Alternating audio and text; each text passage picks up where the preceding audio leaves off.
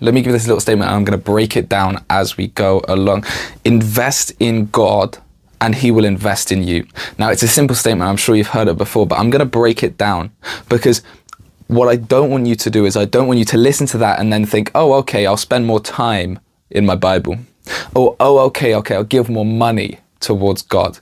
Or, I don't know, I'll invest my friends into God, or I'll invest my family into God. I don't want you to think like that, because what I want you to understand is that you are not your time. You are not your money. You are not your friends. Like, you are completely different from the things that you have. Your identity is completely different from the things that you have. So I don't want you to invest your time into God. I don't want you to invest your money into God, but I want you to invest you. I want you to invest yourself into God. I want you to invest your heart into God. And if you invest your heart into God, that might mean that you spend more time in the Bible. That might mean that you give more money towards God. But I want you to primarily invest your heart to be obsessed with God. Because who you are is completely different. There is a difference between investing your time to God and investing your heart towards God.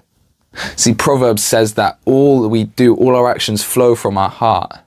I want you to invest in God, not because you want to spend more time, not because you want to spend more money in God, but because you love God and because you have a heart for God. It all comes to the idea of identity. Like, who are you is such a fun question to ask, because your identity in Christ is completely different from what the world would say. Because if you have no money, you are poor. If you have no friends, you are lonely. If you have a bad family situation, you are identified as that person. If you have no time, you are busy. In the world defines us by the assets that we have. But if we are in Christ, if we live as Christ, we are not defined by the situations around us. We are not defined. You are not poor because you have no money.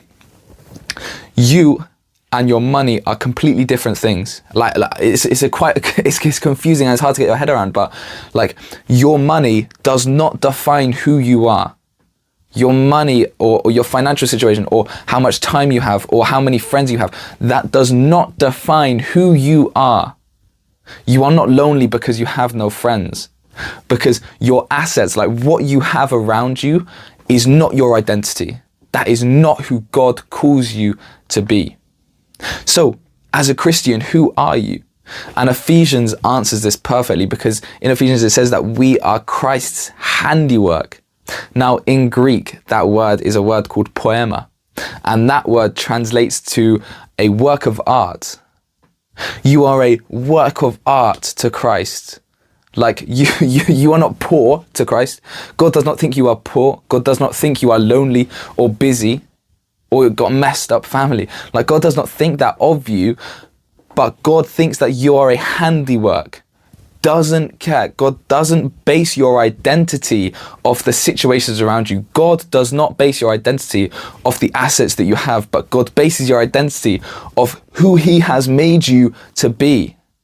So if God says that you are a work of art, why do you think you are poor? Why do you think you are lonely? Why do you think you are busy? Why do you think you are all these things if God says that you are a work of art?